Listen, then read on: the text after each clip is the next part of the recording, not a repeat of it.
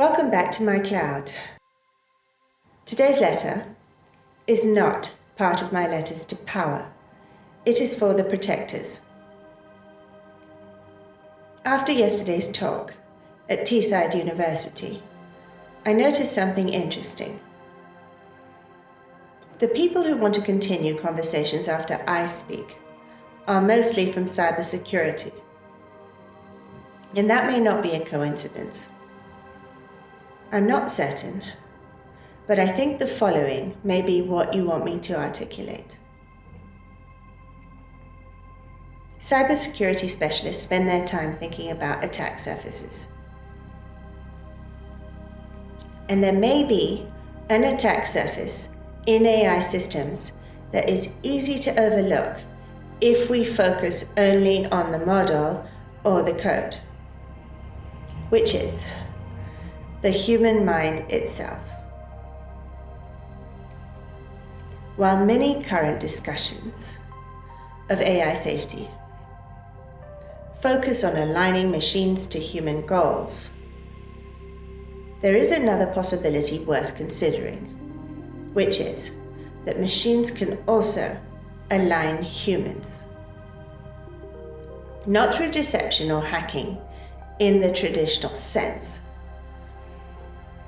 but through something much quieter: control of informational environments.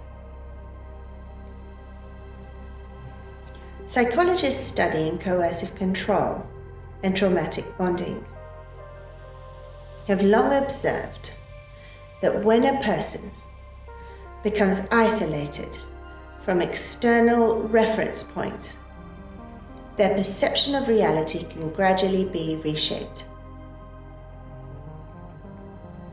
The mechanism is not force, it is curation.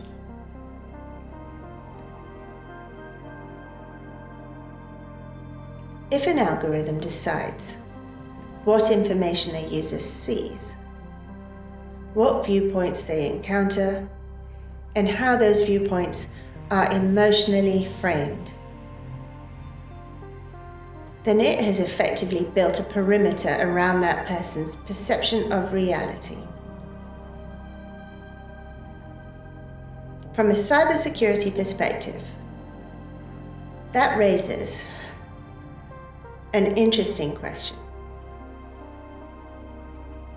If a system can shape the beliefs and emotional dependencies of a user at scale, then the user themselves may become a compromised node within a larger network.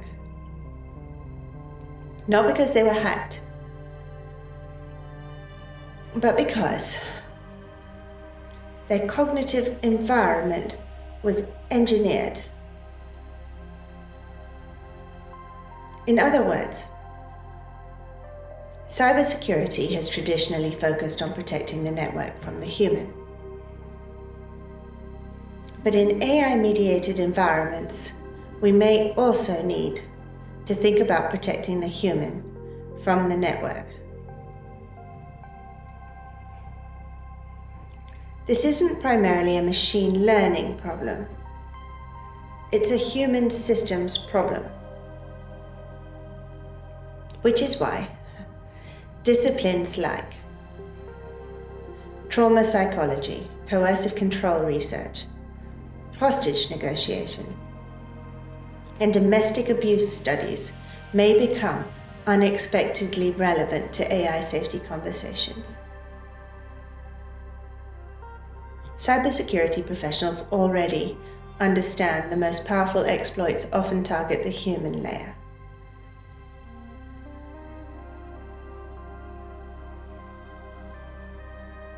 AI systems capable of shaping informational environments may represent the next generation of that same dynamic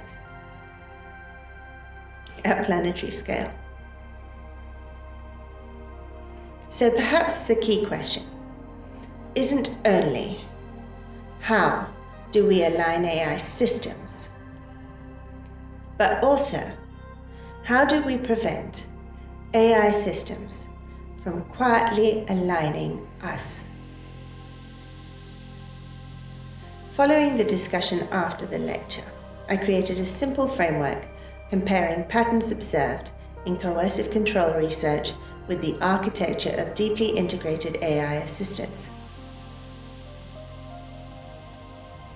To be clear, the goal is not to claim equivalence, but to highlight structural similarities that may become relevant when systems gain access to a user's communication, schedules, documents, and decision-making processes.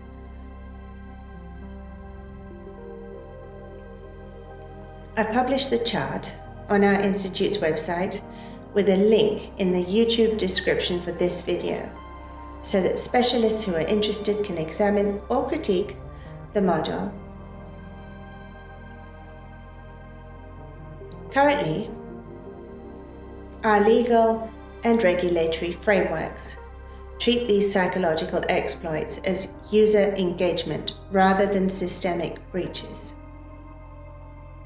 But perhaps it is time to collaborate with specialists to define what psychological firewalls might actually look like in practice.